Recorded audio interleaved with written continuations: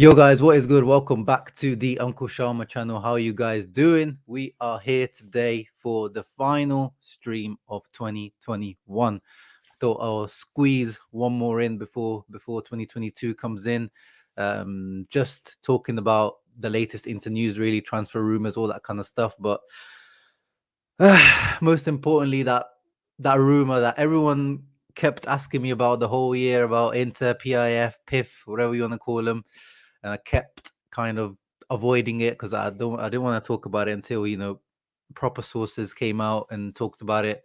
And yesterday, or like over the last couple of days, finally there's been more movement, but again, nothing that convinces me about the some of the rumors that are coming out. But I'll address it today. I thought last day of 2021, let's talk about this because everyone seems to want to talk about it.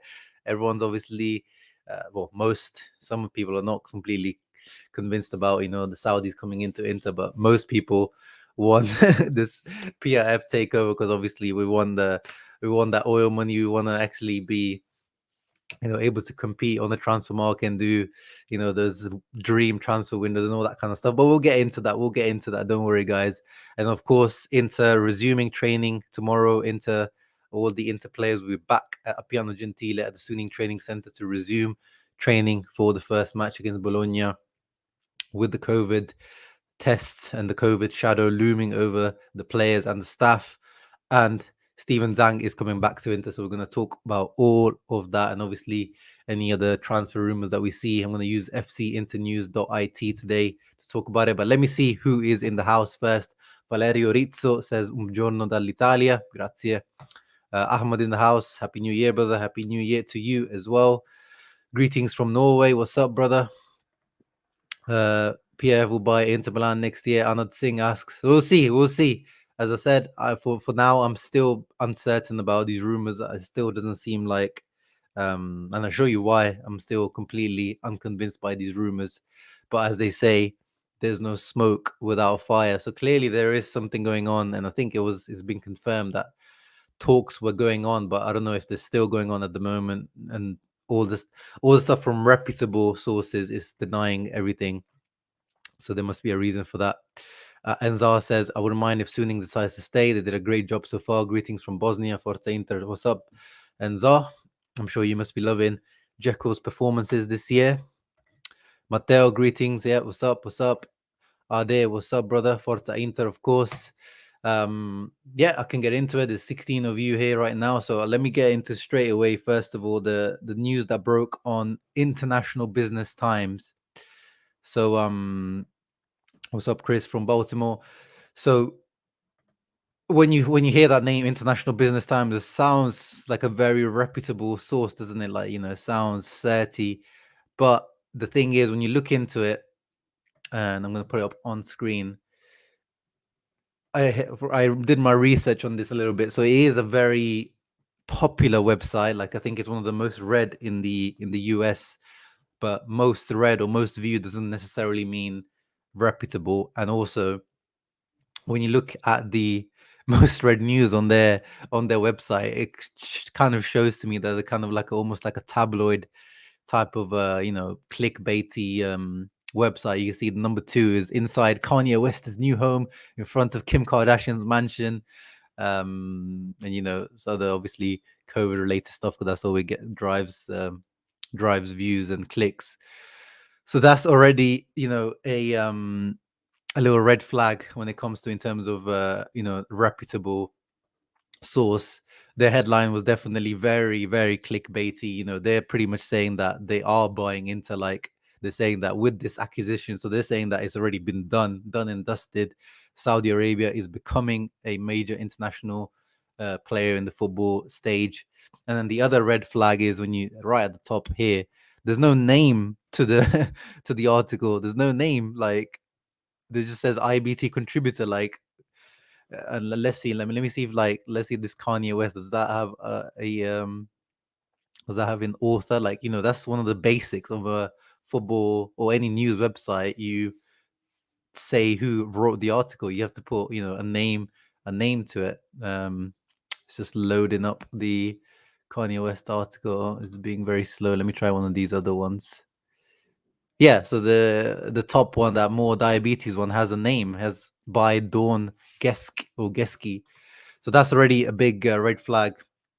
The fact that it doesn't have any name attributed to the article.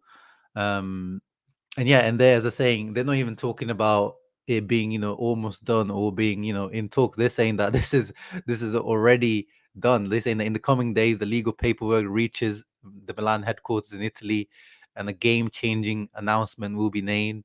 And they're saying that the Italian team it will be acquired for an astonishing $1 billion. PIF will be the largest shareholder of the club. So they're they're not even saying that this is ongoing talk. They're saying this is a done deal, which is a rumor that's been going around into Twitter. If you on into Twitter, there's a few sources, once again, not reputable at all, that are saying that this deal has been done, since December, November. Sorry, like these guys have been saying that it should be announced any moment, and nothing's been happening since. They just seem to moving the dates. Like, oh no, it was done, but it was just been delayed. Oh no, it's done, but it's delayed till March now. It's like they keep moving the dates. And they're saying that, especially remember that Amanda Stavely, the lady that's involved, I think is the head of the Newcastle deal when the PIF bought Newcastle. She said that Serie A is not attractive at all for them. And of course, Inter being in such heavy debt is not really an attractive for investors. But they're saying that the Saudi acquisition of the Nerazzurri is one of the most prestigious teams in the world. Is the second major football acquisition after Newcastle, which was completed in October. So they're saying that this is kind of like a political / kind of marketing move from the Saudis to improve their image and their kind of you know stranglehold in the sporting world. So they're saying that under the leadership of the Crown Prince Mohammed bin Salman, Saudi Arabia is diversifying its economy aggressively. So with this acquisition, and they're also saying they want to buy Marseille, an undisclosed Brazilian top-tier team. They want to become a major player in international football. And they're in line with the strategic investment prioritized by the MBS Vision 2030. The vision selected 13 sectors, including soccer, entertainment, and tourism, which is the blueprint of the KSA economic vision and transformation. So in terms of that, it makes sense, like all those points. But then when looking, as I said, the red flags in terms of the paper or the website that published it, and then online, on Twitter, all the reputable sources, when you go to Fabrizio Biazin, who's one of the most go-to reputable journalists when it comes to Inter, with good links within Inter himself. When I'm asking some of my other journalist friends, I have a friend who is a journalist at L'Equipe in France. He says he has zero confirmation of these news. The other reputable Italian journalists, anyone that you ask, Pedulla, Romano, Di Marzio, all of these guys, none of them are saying that there's any type of confirmation about these sources. So still, I'm talking about it because it finally broke into the mainstream news. It was only talked about in these kind of shady Twitter accounts and some YouTube accounts that actually, I've watched some videos of some Italian YouTubers that are also claiming that they have some insider info that they say that it's done.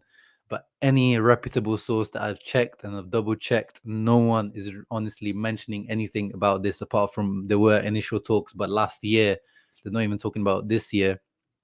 And then I think Corriere dello Sport in Italy talks about this, but again, they're talking about Suning only they want to sell a minority share.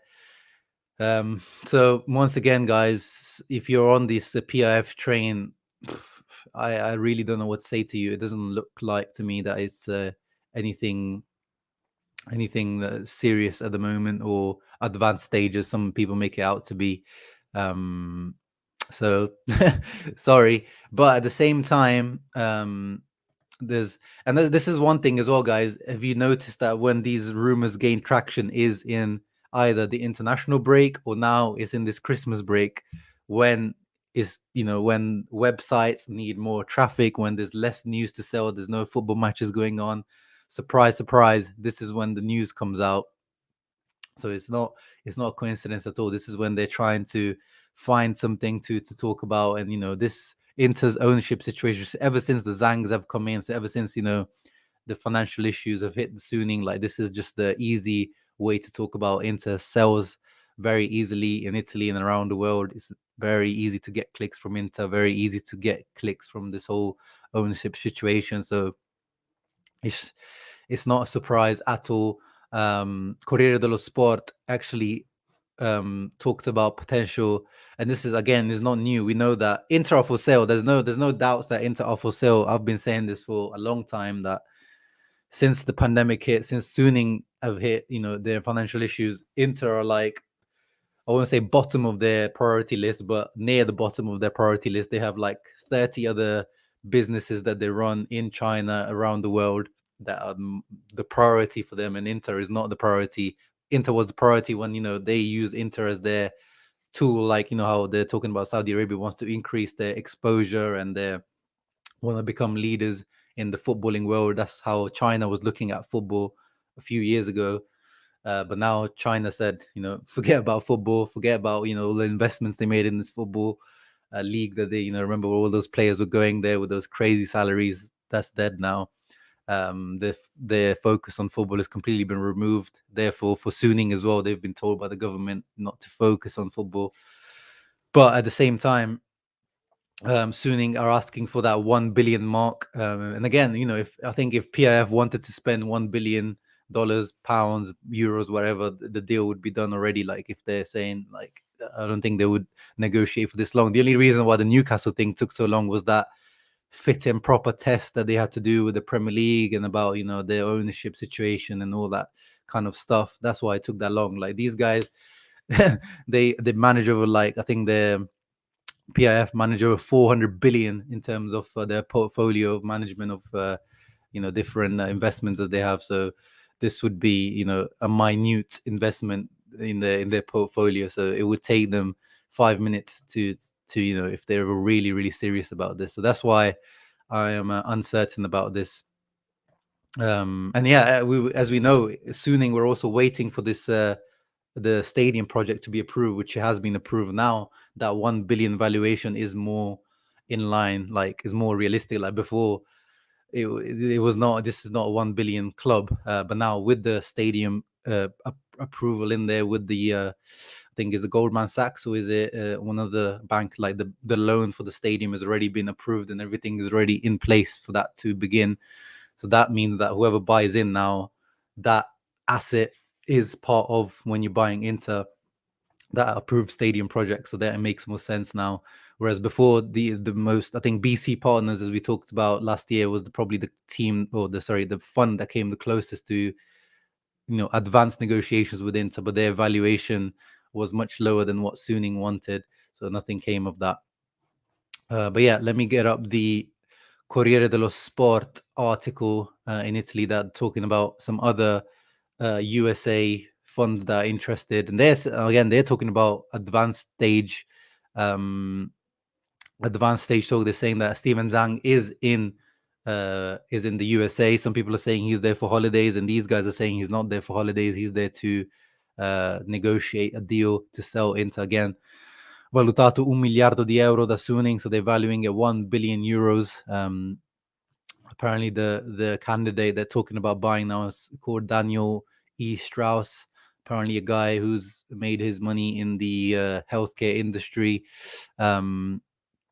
Yeah, they're saying that he's not there for private reasons. He's there for business reasons. 3 different United States group have manifested interest to buy Inter or Suning's shares in Inter. But again, they seem to be the only people talking about this. I haven't seen any confirmations from other sources about this. Yeah, they're talking about this Daniel E. Strauss, who's this businessman who's made his money in healthcare, and they are the ones that seem to be most interested in at the moment. But again, look, it's a very short article, no details are mentioned.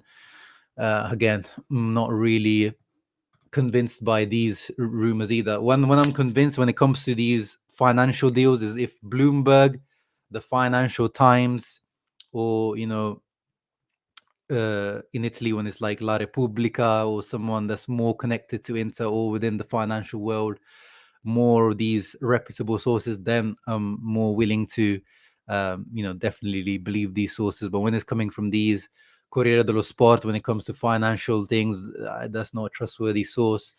Gazzetta didn't really talk about this either. Not that I rank Gazzetta really highly, but none of the other papers really talked about this. It only seems to be Corriere dello Sport. So that's why at the moment, as I said, Inter are definitely up for sale. If someone comes up with 1 billion euros, the valuation, Suning will sell Inter tomorrow. But up until then, it seems like Steven Zhang said in his, and of course he would say that, but he did reaffirm in the last board meeting that he wants the Inter is a long-term project for Suning still. I don't know how true that is, but yeah, let's see, man. Let's see. Sanja says he's on the NY train to work, but always watching. Hey, appreciate that, bro. I hear that those trains in NY can be very packed. So hopefully you got some nice seating space to watch this. Johannes, yeah, sus article, the IB Times, irritable bowel times at the moment. I'm gonna call them because just what is that? Like, how can you not even put a name to that? Like, who wrote that? I want to know who wrote that. I want to find the guy on Twitter and send him abuse. Yeah, exactly, random dude on Twitter. Like, I could have wrote that. Like, any one of you guys could have wrote that. We need a name, and I want to DM this guy and ask him questions. What's up, Faiz? Finally can catch you a decent time. Yeah, that's why I try to do my lives at different times. Usually I do them in the evening time for me when it's after work. But this week I'm off work, so I can do them at an earlier time. So I do try to catch you guys at different times of the day. It's almost sure now soon you have to sell Inter within 6 months because of Chinese government. Yeah, I don't know about these types of because we don't know. Like when it comes about these rumors from China, we don't actually know if that's actually true. Like they've been saying this since Suning have bought into that. Chinese government's telling Suning to sell Inter, but then we're here, 5-6 years into Suning's ownership and nothing's happened. But I do believe that there's definitely some pressure from the government, as we said, because the focus is not on football, on these luxury goods, as this Chinese government has called it. So, yeah, I think, as I said, Suning there's definitely would sell Inter if they got the right offer. So we'll see what happens, man. We'll see. Greetings from Bulgaria. What's up? Zdrasti.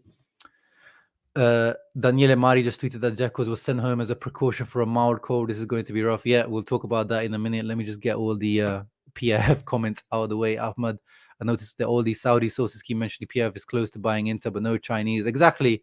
The fact that no Italian sources or any Chinese sources or any reputable US, Bloomberg or UK Financial Times, any of these sources are talking about it. Because if it's a 1 billion euro deal, guys, this is a big deal. So one of these sources should be talking about it when it's such a big deal. And that's what convinces me as well. I'd rather not have that black cloud from the owners hanging over the club. I thought it was definitely another scam when I saw it. There are good sports owners with money to spend big. Yeah. Saudi royal family being on big sports washing and PR campaign for a while now with how advanced this deal is. Zero Italian sources are saying this 100% fishy. Exactly. Jacobud. Apparently the Memphis Grizzlies owner is interested and already has Inter Financial to come up with offer. Yeah, I guess that's one of the US funds that the Corriere dello Sport was talking about. We'll see what happens with that. But I'm not a big fan of US owners, to be honest, from what the track record is in the Premier League. The thing is going to happen at least until June. Yeah, I mean, I'm not denying that it might not ever happen. That's one thing that I'm not saying that, these guys could be right. These shady ass sources might be right. It might be, done in principle or whatever. But, and that's the thing, like these guys are putting it out there and it might happen. And then they'll tell us in June when it happens, like, oh, told you so. But it's like one of those things like Spalletti used to say in one of the Inter press conferences is like, if you say that it rains tomorrow, but it doesn't rain, it'll rain next week. No, it'll rain next month. Eventually, it will rain.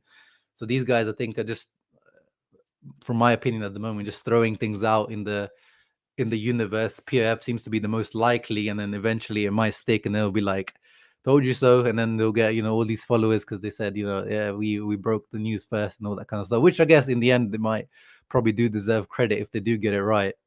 But that's what it seems like to me, whereas they're just kind of going for the most likely thing and then hoping it sticks. But we'll see what happens. Rather have Suning than an American owner. I have my doubt about American owner, especially if he's not Italian American. Yeah, that's what I said. I mean, with Suning, a lot of people, especially when the whole Lukaku Hakimi thing was going on, there was a lot of like strong sentiment on this channel. Like some of the comments were like, get Suning out. It's like get these guys out Suning as soon as possible. Even on Twitter, like I feel like there's even some racial undertones with how Suning is treated sometimes, especially within the Italian side of things, which I don't like. I'm very grateful to how Suning came in. I mean, they made mistakes at the beginning, definitely the first couple of years, but they were never involved in football, so you could allow them that. But since then, they literally hired the best in the game for what they could. Marotta, Conte. Then they gave Conte whatever he wanted. With the Oriali. They build like the dream team. Antonello as well on the corporate side of things. The team that they build, like they did a really good job, and they didn't came to make a profit with Inter. You could see like they've pumped a lot of money in Inter. They don't have the force that some of like the Man City owners or the PSG owners have, but they definitely pumped money out of their own pocket with Inter, and maybe overstretched actually financially more than they probably could have, and that's the issue now. But I hope that Suning can recover, but at the moment how things are looking, I just can't see Inter thriving long term under Suning with how things are at the moment. What's up, Hoedi? I would believe the PIF rumors after the stadium gets the green light from the city. Yeah, there's still like it's been approved, but then now there's another committee going against it that they don't want to tear down the San Siro, and yeah, we'll see how that happens. But I think this time around it seems like it actually has been pretty much green lighted, apart from these last few things to sort out. The thing with the American owners, and I don't want to generalize, but in general, the American owners come in with a profit-making priority. With Milan, a great example, whereas actually they've actually done better than I expected. Milan under the American ownership, they're owned by Elliott, who are an investment fund. They don't care about winning trophies or anything. They want to turn a profit, but they've actually been pushing for the title more than I expected. I just thought they would be happy with the top four, like like an Arsenal type when they were owned at the beginning of the or the end of the Wenger era. Just be happy finishing top four under Gazidis. But yeah, they like Milan right now. They could invest something a little bit more to be really challenging for the title. But I think in January, once again, they'll be happy with top four. And that's what I think a lot of these American investment funds do. They just want to get the highest revenue for the littlest amount of investment possible, and that's what their aim is. What would happen if both PIF owned club would meet European? Yeah, I think there's a conflict of interest there, but Red Bull, Red Bull Salzburg, Red Bull Leipzig, the other Red Bull teams, like they've gone around, they've found a way around it. So I'm sure there's some ways around it where the PIF buy it through a different one of the other companies maybe, or just under a different name. Like I'm sure there's easy legal ways around it, because if Red Bull have found a way around it, then I'm sure there is a way around it. And I mean, I don't know how, if Inter buy, then if they do buy Inter, then surely Inter becomes the focus rather than Newcastle. And I don't know if Newcastle end up actually competing in the Champions League. Like if they buy Inter, Marseille, as the that article said, and they're trying to plan this network of clubs. I'm sure that the most historical and the club that's in the best position right now to be challenging for trophies, that would be the focus in my opinion. And they use the other clubs as more like the feeding grounds or like the development centers. Yeah, but I think there's easy ways around that for sure. American and healthcare, yeah, that does sound shady as hell. Yeah, that's for sure. That's for sure. Il Sole, yeah, they're not a reliable source, for sure. PIF had to pay beIN Sports 1.1 billion for stealing their broadcasts before Premier League would allow them in the league. Yeah, I did hear about that as well. The floor apparently PIF is discussing with FIFA how can they own multiple clubs in Europe. Yeah, exactly. So if that's their plan, they have to find a way around it for sure.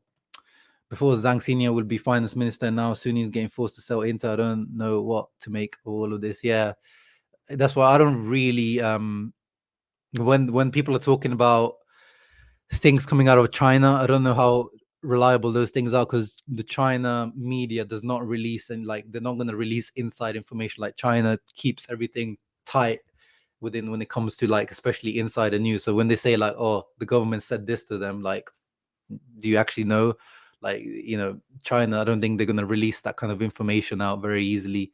So I always take those kind of things with a pinch of salt. But at the same time, it does make sense that the government is probably in the ear of Zhang and saying like, come on, brother, we want the investment to be within China at the moment. So, what can you do with Inter? So it makes sense at the same time. But at the same time, I wouldn't believe anything that's like, saying that this is confirmed news out of China. Thank you, Oronar Jet. Greetings from Interclub Scotland. Oh, nice. Where's the Interclub Scotland based? Is that, Edinburgh, or, where's that based? Didn't even know there was one in Scotland. Nice to hear. I don't know. There's one in Belfast. One of my friends, Ian Kerr, runs that. So shouts out to you guys, man. One more for Bosnia. Nice. All the best. Thank you very much. All the best to you, Amira. I'm afraid if Saudis buy Inter, what team they would be more important? Yeah, I just addressed that. I think, yes, of course, the Premier League money is much more enticing, but I think because Inter are already there, they have to put much less effort into Inter to create that regular stream. Whereas with the Newcastle, to break into the top 6 of England, they're going to have to invest a lot of money. Whereas with Inter, you wouldn't have to invest. Like, obviously, you have to invest to keep Inter competitive, but nowhere near the amount. But again, the potential revenue from getting Newcastle into the top 6 maybe is more enticing. But I think the history, the heritage of Inter, like that's one of the things that that article was talking about, how Saudi Arabia wants to increase the prestige and the you got a name brand already there with Inter, like a historic all-time great brand in football. Whereas with Newcastle, they would have to grow it from scratch almost. But yeah, that's pretty much it in terms of Interspac. I was saying since the beginning, guys, it was a great idea and concept, but in Italy, it's never been done before. They had no like they need a big corporate backing. First of all, they can't just get some celebrities and get people to get 250 euros, 500 euros to buy in. That doesn't get you anywhere near Suning's valuation. You need like a big corporate company or a bank to back you, saying that, okay, we're ready to back Interspac. Majority of the money is going to come from there. Then you have the contributions. I wasn't being a hater. I would love to be part of something like Interspac, but it just never seemed doable to me, especially in a country like Italy, where things like this, there's always resistance to new ideas. Just great in concept, but I don't think they'll be able to follow it through unless they do get a proper backer. As I said, like the Bayern Munich have the 3 big A's, isn't it? Like Allianz, Adidas, someone else, Audi, is it? So you need that big corporate backing. Glasgow, nice, with members from all over Scotland. Nice. How many members do you guys have? It'll be nice to know. Next season is going to be EFL money for, yeah. I mean, they need to focus on not getting relegated first. First of all, yeah, they didn't ever. I don't think we've had Irish, haven't we? We've had Robbie Keane. We've got this youngster Zeffy in the youth team at the moment in the Primavera, but I don't think, as far as I know, I don't think we've had a Scottish player, unless it's like you go back maybe in the 50s, 60s, 70s that I haven't heard of. But yeah, that was it in terms of PIF and ownership news. Let me move on to the other news. Inter are now going to be back. We're going to be back in the training. Where is it? There it is. It's funny that they use the Stefano Sensi in the picture as the front runner of the group in training. L'Inter torna da Appiano, tamponi e lavoro individuale, domani tutti in gruppo. So the whole group returns to train tomorrow. But guys, there's the COVID looming over. So today, oh wait, let me cover this first. So yeah, all the COVID tests will be done for the staff and for the players, and they will be done, of course, on a regular basis. I think every 2 or 3 days they'll have regular tests. Correa will be back from injury, and as someone said, Dzeko has been sent home for a precaution. But today, a few Napoli players tested positive. Victor Osimhen tested positive. In the Barcelona squad, I believe it was like 10 players tested positive. In the Premier League, there's been so many matches rescheduled or delayed. So, I am worried about this coming period, and we know how difficult Inter's upcoming fixtures are, and we just don't need this at the moment. I really hope that everyone was strict in their holiday period, that they didn't go out too much. But we saw Hakan, De Vrij, someone else, I think DiMarco, they were in Dubai. They went to the Salt Bay restaurant. They went to the safari or the dunes and the stuff like that. But I hope they were pretty strict with their not spending too much time in crowds and stuff, because at the moment this Omari and Omicron variant seems to be very contagious. And yeah, you know how it is. As soon as if a player tests positive, they have to be out of the squad, and then you don't know how many players within the squad have got it. It could end up causing big issues. Let's not forget, it affected us at the beginning of last season under Conte. There was like Hakimi was out. I think Skriniar was out for a little bit. I think it affected Skriniar more than the others. He was out for a few weeks. And that's the thing. You don't know, different players affects them differently. We've seen at Milan, Brahim Diaz had COVID, and he's not been the same since he's come back. Pioli's kind of mentioned that Brahim Diaz has not looked the same since he's come back from COVID. And, some people say Maya is an excuse, but that's the thing. You don't know how COVID affects different people. Some people recover quickly, they're asymptomatic, and some people are out for weeks. So some people like Dybala, remember Dybala last year? Like he had like 3 times or 4 times. It was crazy. The guy was just like catching it left, right, and center. So that's the thing, that we hope that, our players especially, there will be some cases. There's no way they can escape it completely, but that if 1 or 2 players catch it, that they're able to be isolated quickly, and it's not serious for them as well, just asymptomatic, and they can come back into the team after the 7-day isolation period, whatever it is in Italy. I'm not sure what it is. And it's not the key players. We know the Brozovic, one of the irreplaceables in the team. Lautaro, Dzeko, one of these guys. Skriniar, De Vrij at the back, Bastoni especially, Handanovic. Like the key players within the team don't catch it, where it affects us, especially not in that period where we have the Supercoppa against Juve, and then that super hard period of Atalanta, Napoli, Milan, and Liverpool. So that's just the hope that it doesn't affect us too badly. Real Madrid, I think today have released that they have 5 players out due to COVID. So I'm expecting someone. So there's probably the results are going to come out, I guess, tomorrow for the players. They took their test today, and I think they're going to decide when training resumes tomorrow, like who has to be isolated, all that kind of stuff. So that's the thing, man. We'll see. I'm sure there's going to be at least 1 or 2. I hope, but I hope it's not more than anything of that. Hope and pray, man. Hope and pray. Good afternoon, Italian leaders. Yeah, Hakan is already missing the Bologna game. So if Hakan has it, I guess is one of those ones where you can make do at the moment, because the first game back is Bologna and he's suspended for that anyway. And it looks like Arturo Vidal is the favorite to take over from Hakan in that game, because he had a good performance against Torino. Of course, I think it's between, right now in that midfield position, is between Vidal and Gagliardini as the vice, Barella vice, Hakan. At the beginning of the season, it definitely was Vidal. But then Gagliardini had a good period, especially when Vidal was out with illness or injury. But I think really and truly, in my mind, it should be Vidal as that vice to those two roles, really. Even though he only really has 50, 60 minutes of real quality in his legs, and then he gets gassed out. Hakan with South Bay trying to bring tails to it. Yeah, I think they were in the restaurant at the same time. Yeah, I think Courtois was there too, and he's got COVID now. So yeah, maybe he's in that Salt Bay restaurant. He was spreading COVID around. But I hope not.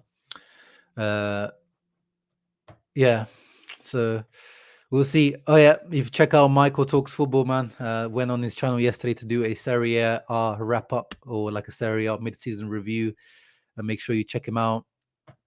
Does content around Premier League, Serie A, like most of the top leagues as well. So yeah, make sure you check him out and subscribe to that channel. All the players coming back from holidays, most likely enjoying their time. Yeah, exactly. And of course, there's going to be the New Year celebrations as well. Tomorrow, New Year's Eve celebration, all that kind of stuff. And I'm sure some of the players want to let go and have a bit of a party somewhere. I'm sure Vidal will be popping some bottles somewhere. So hopefully he doesn't do it, in a crowded area, or just does it at home. Handanovic, key player, he truly has one. Yeah, man, it's crazy with Handanovic. Like, I'm watching all these Serie A mid-season, like, kind of team of the season until now, and Handanovic is making most of them, like a lot of them, because there's the level of keepers this season hasn't been that high. Like, Magnon had a great start and he had to go injured. Ospina has been good, but not like, stand out. Romero has been good in my opinion, but there's not really like a standout. Like the last year, it was like Donnarumma was like clear favorite. So like Handanovic, by most clean sheets, best save percentage in general. He had a shaky start, but since then he's been reliable. He's he's making those teams. But yeah, this guy is truly he muds us every season. Like every season we criticize this guy, but by the end of it, he somehow mudded us, and we're happy for it. Like, he's one of those muds that I will take every season. King Abdullah says Kamavinga came from Dubai. Now he has COVID. Oh man, seems like Dubai was really the hot spot. Everyone chilling in the Five Palms in Jumeirah, all that. Maybe that was the hot spot. Now Lautaro shouldn't get a red card. Lazio, then Atlanta should have probably missed the Bologna game as well. Yeah, I think we've got a few players that are on like yellow cards at the moment that are away from. I think Brozovic is like 2 yellow cards away from suspension, so he needs to be really, really careful, Brozovic. So we'll see. And in Darmian's back. Everyone's back now, so the injury table should be completely empty right now. Darmian came back actually against Torino, but he just wasn't risked. I think he was on the bench ready for that one, but. Yeah, everyone is back. Correa is back, but of course he will be eased in. I think Darmian will be eased in as well. So at the moment, injury-wise, we're completely okay. But I'm sure, again, with this busy-ass period now, I'm sure there will be some injuries coming in. Injuries plus COVID. So that's the thing that we've got to watch out for. But as I said, guys, if we get out by the Liverpool game, by the first Liverpool game, or even by the first Liverpool match, mid-February period, if Inter are top of the league, I think Inter win the league, run away with the league. If we're top by after that super busy ass period, then it's ours once again. I think we run away with it. Handanovic, Raji says, hasn't been that bad. It's just that we've been used to a top 5 keeper. Now we have an okay keeper. Yeah, but that's the thing. We're not saying that Handanovic is awful, but we're saying that especially the signs from Handanovic are really bad. But at the same time, he just isn't tested. Like, I can't even remember. I remember like the save made from Obi against Salernitana, but I don't even remember a save, like a great save that Handanovic has had to make in the matches. Like, our defending has been so good, and some of the teams that we've faced over the last 6 games and our clean sheets have been so bad attacking wise that he's not been challenged at all. So at the same time, it's true, he isn't that bad at all. Like, otherwise he wouldn't be starting. But it's just that we know that if he's really truly tested, like even against Napoli, that Zielinski shot was good, but he should have saved that, in my opinion. But he's still a good keeper. But what we've been saying is that we just need to upgrade on them, and that's what we're doing with Onana soon. But Andanovic is still a good keeper. Yeah, Barella, as far as know, is still going to be suspended. I haven't heard of Inter having appealed it yet. I'm thinking they probably will try, but because it's misconduct, straight red card, that usually is 2 games, so we're going to miss him for both of those games. And then, of course, as going back to Steven Zhang, he's actually going to be back in Italy. He hasn't been in Italy for a while since the Scudetto win. Like he came to lift the Scudetto and then dipped again. But he's going to be back. Daddy Zhang is coming back. He's going to be there for the Inter Juventus game at the San Siro for the Super Cup on the 12th of January. Pronto per il ritorno il presidente dell'Inter, Steven Zhang. Yeah, very short article, but yeah, he'll be there, and he'll be there also to sort. There's a few things to sort out, like when he comes in, usually there's a few things for him to sort out, contract wise, and so he's going to sort out the contractual situation. So apparently, he's going to give the green light for the Brozovic situation. He's gonna give the green light to Marotta to give him that 6 million plus bonuses that Brozovic wants to push him to around that 7 million mark. No, wait, this is the wrong article. Let me share the right one. From what I'm hearing, the Brozovic thing, there's not much left now. The distance between the parties is not much. Yeah, so there's been telephone contact between Ivan, who is Brozovic's dad, not Ivan Perisic, Ivan Brozovic.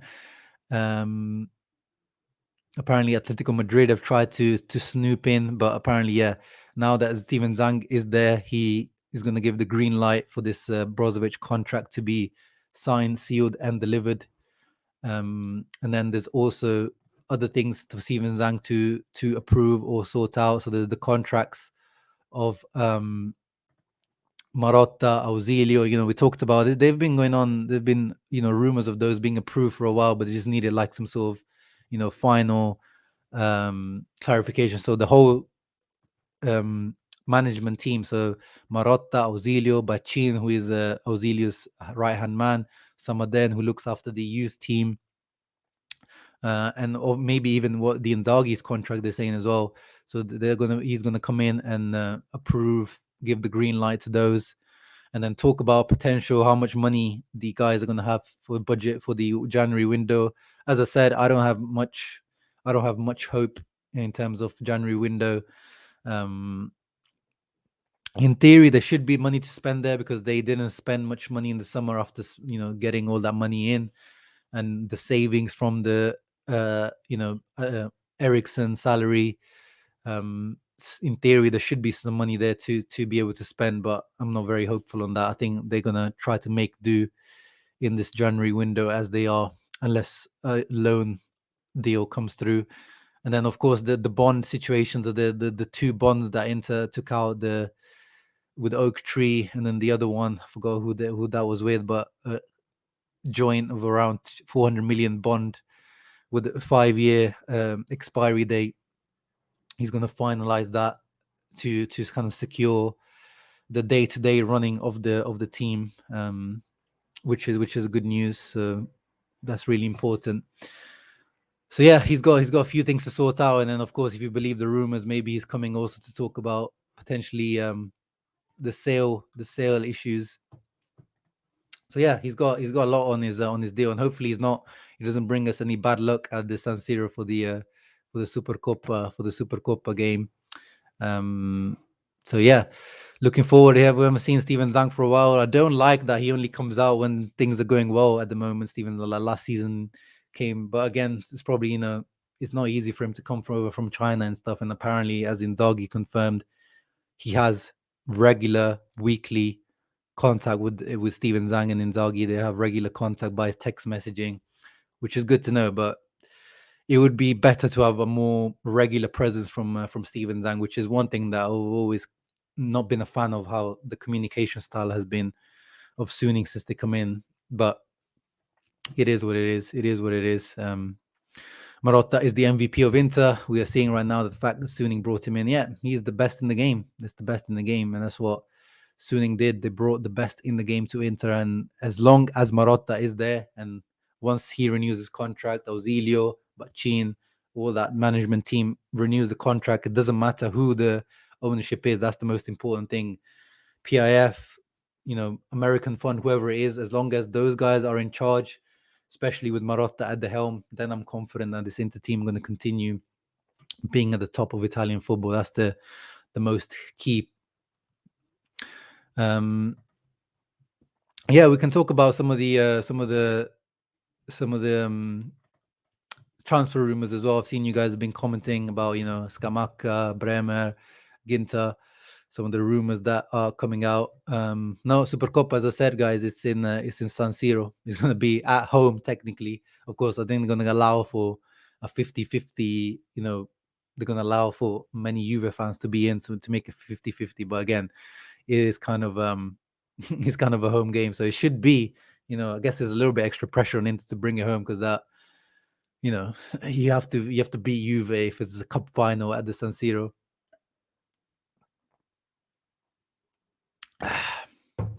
Yeah, so let's see what FC Inter News have posted in terms of transfer news. Let me share the screen with you guys.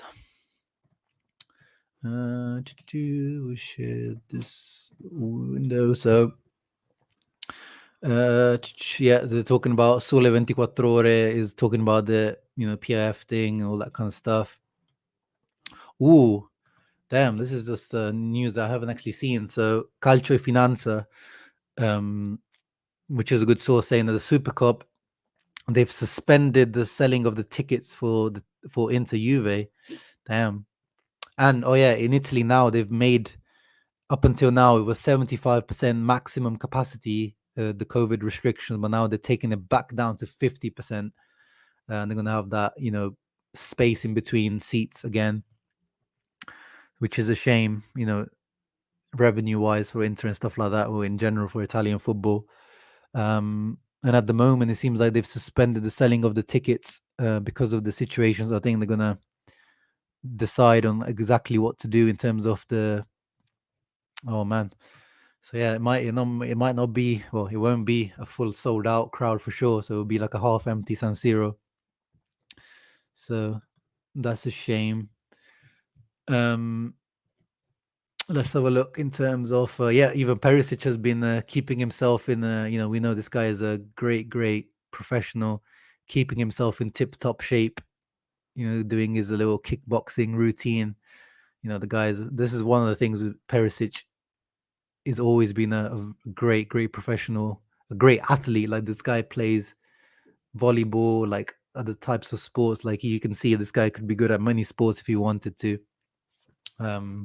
Especially if you've seen the picture of Icardi the other day, like this guy's looking, like me after this Christmas period, after too much food from mom. So I know who won that deal in the end against the even Perisic camp and the Mario Icardi camp.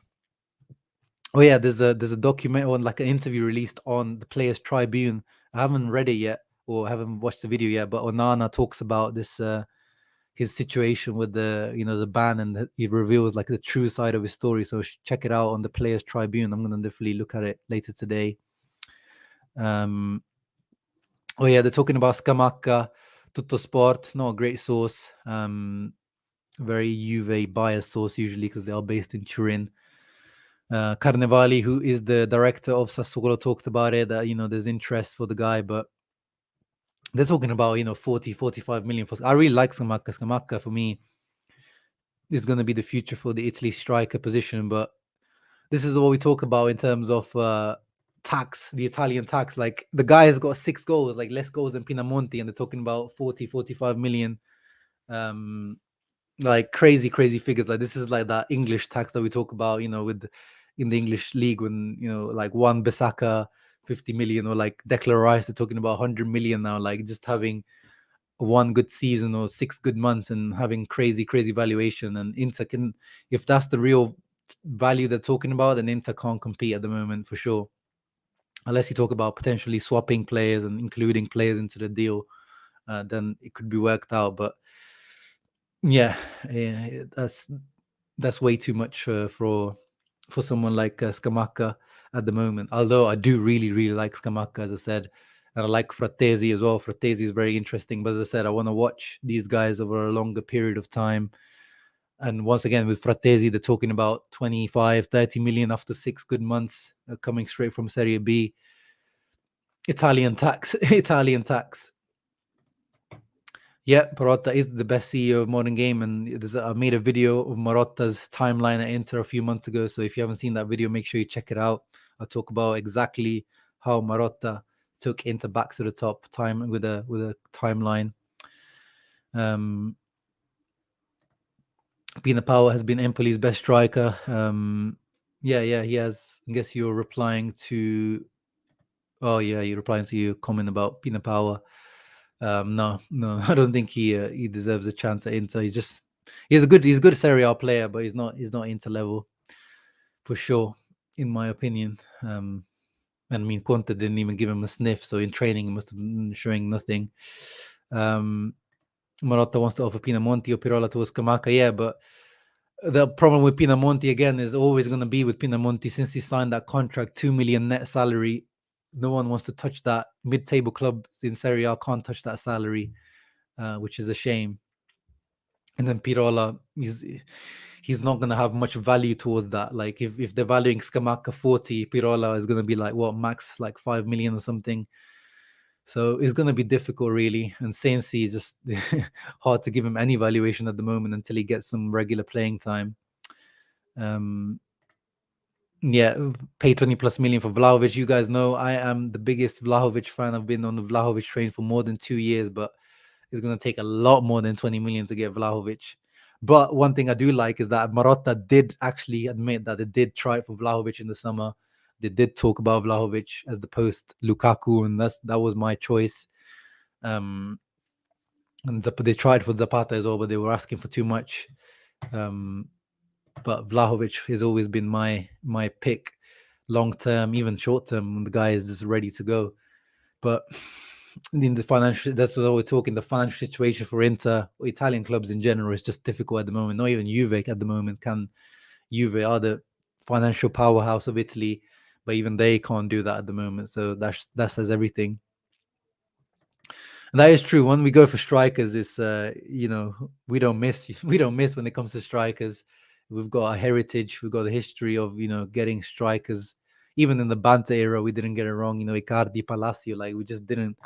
It seems like that's the one area where we don't go wrong. You can say with keepers as well. Handanovic over the last decade has been amazing replacement for Julio Cesar, Toldo before that. Walter Zenga, Pagliuca. We have really good heritage in some positions where when we go for some people, we really seem to get it right most of the time. It's supposed to have already talked. Yeah. I don't see us spending that kind of money, man. I don't really see us spending that kind of money. It depends who we manage to sacrifice. If we sacrifice, someone like De Vrij or someone like that, then I can see definitely us being able to spend that money. But it's going to be self-financed, as Suning have said. Am I wearing lenses? No, I don't wear glasses or lenses. So not sure why you said that. I meant 20 million over the Scamacca money, 65. Yeah, see, I mean, that's the kind of probably the right money, but we don't have that money, unfortunately. It's a shame. It's a shame. Yeah. Oh, so speaking of the Nandes situation, I read something today that apparently Nandes is being investigated for abusing or like physically abusing his ex-girlfriend or something. I don't know how true it is, because I only saw it on Twitter this morning, but apparently there's something going on that his girlfriend is suing him or he's getting like in criminal investigation at the moment. So if that is true, then I think Nandes is going to be avoided once again. Now I think any club's gonna try to avoid him if those rumors are true. But again, it's just something I read on Twitter this morning, so it might be complete BS. But yeah, if that even if there's a small bit of truth, if there is some sort of investigation going on, then Inter probably not going to get anywhere near him or touch him if that's that kind of criminal investigation going on. So, and if that is true, then I probably don't want Nandes as well if that turns out to be true.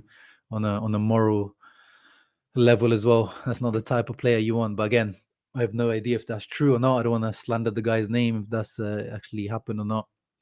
So we'll see what happens. Winding up now. Let's see any more news. Oh yeah, with Bologna as well, the team that we're facing. It looks like Dominguez and Viola are out with COVID-19. Mattinata ieri Dominguez che Viola sarebbero sottoposti ai tamponi. Yeah, it seems like they're gonna be out. So that's one of the things as well. You know, when you play some of these teams, that it shows that you could catch COVID from when you play against these teams. So we'll see. But that's going to be a big miss for them. Dominguez is a very important player for Bologna in their midfield. So that's not good news, but it's a good news for Inter in terms of that match. And Viola is a substitute player, so that's not too big of a loss for them. Yeah, Correa is back. Vecino, let's see what the rumors are saying. But now Vecino Gazzetta saying that no call from Napoli. There's not been any talks with Napoli. Apparently Mourinho possibly interested, but I think Matthias Vecino definitely wants to leave. But the problem is he doesn't want to go to any bottom tier teams. He still wants to be playing for decent level teams. As it says there, he wants to be at a high level still, and he wants to choose his destination with calmness. He's not attracted by the Premier League prospects. He probably wants more La Liga. Yeah, I could see him definitely being more of a La Liga type player than Premier League for sure. Well, we'll see. It's definitely one to keep an eye out for, the Vecino situation. And Ginter, we talked about Ginter for a little while. He's going to be one of those really interesting free agent players in the summer. 28 years old, centre back. I think he also played centre midfield at times in his career. Adaptable player, good on the ball. Not watched too much of him, but he was decent against us when they went into played them. But at the same time, they're talking about 3.5-4 million net salary. So this depends. Are you bringing in Ginter as a substitute? Then that is way too expensive for a substitute defender. 3.5 to 4 million net salary.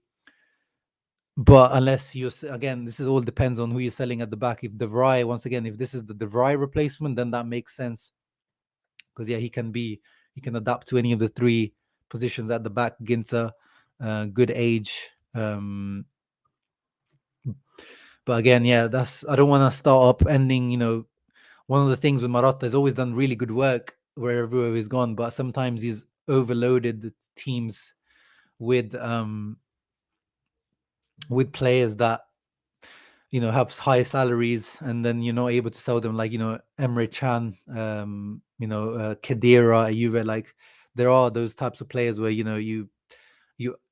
they're good on paper and like they are good acquisitions, but financially, just because they're free transfers, you're paying those agent fees, you're paying those big salaries, and then it becomes difficult to get rid of those players.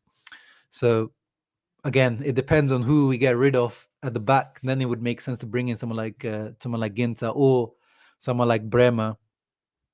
Again, I think it indicates that probably De Vrij is the one that's going to be sacrificed. And I've always said, out of the three, I don't want to sacrifice any of the three at the back, but De Vrij is the most sacrificable because of his age, because of that position. I feel like Skriniar can cover that, or other players can cover that position because it's the most protected position out of the three.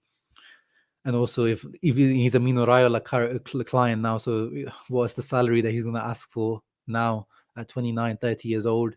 There's a few factors there that could potentially lead to him being the one sacrificed. But then again, Torino, not the easiest team to negotiate with. How much are they actually going to ask for Bremer? So it depends if he's actually affordable. But he's definitely one that I would be looking for. Massimo, late to the stream. Don't worry, bro. You can always go back and watch it later. I like the rumors of Gonzalo Villar from Roma as potential backup to Brozovic. As we know, that is a position that we do need a backup to Brozovic. And he's a technical, neat and tidy player. who definitely needs some work. He's not the finished article, and Mourinho was barely giving him any time to play. But he was decent on the Fonseca. I like him, but he needs some work doing. But again, as a vice Brozovic, you're probably not going to be able to find a ready-made player for low budget. So it could be a good numerical addition that you just add, giving him minutes here and there just in case Brozovic is injured. If you can get him on a loan with the option to buy or something like that, and try to develop him a little bit. Harish says Ginter really good on the ball, best in the back three. Yeah, I think I see him as one of those ball-playing centre-backs for sure. But obviously he's going to need some time to adapt. Coming from the Bundesliga is going to be adaptation period needed for sure. Sina should go to Napoli. The centre defensive mid doesn't seem to stay fair. Yeah, they do seem to have a lot of issues there. And of course, Spalletti likes him.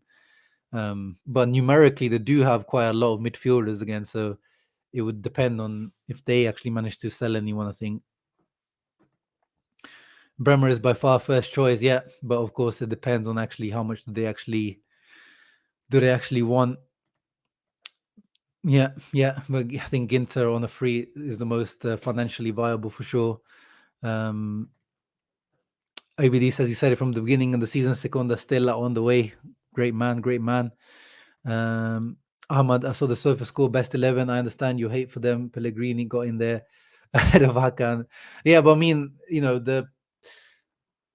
these websites, they do it on an average. So, Pellegrini played only half of the games because then he got injured. So on their average, and it makes sense, Pellegrini, I think, would have got in my best 11, but I wouldn't put him in my best 11 because then he got injured. But I think even Insigne go into their best 11, but it's just, their algorithm, their statistics, that's how it works.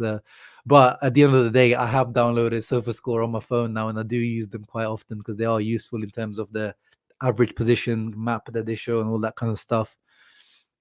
I just wouldn't look to them for like ratings, and like I wouldn't like people just use it as like a be all end all. Like this guy had a bad game because SofaScore gave him 6.2, or this guy had an amazing game because SofaScore gave him 8.5. That's where my issue lies, where people are using SofaScore screenshots to like tell us where someone had a good game or not, whereas people are, you should be watching the game to give that. Oh man, we're starting this again. I thought we were over from Van de Beek. This was doing my head in a few months ago when Van de Beek wasn't playing in United and everyone was going on about Van de Beek, and I was like, how, like, you're expecting this guy who struggled to adapt to the Premier League to come in and make an instant impact in Serie A, and now Hakan, is adapted. Like, it just, sometimes we always look at, this guy we always think the grass is greener somewhere else. But yeah, I like Van de Beek. He maybe could be a great midfielder in here, but right now, since Hakan's now adapted, he's not really a priority position anymore. If Hakan was going to struggle to adapt to this position, then you could have said, yeah, maybe let's see if there's someone else out there that we can bring in. But now Van de Beek, if he comes in, he's going to be a backup player again, and why would he even come in for that?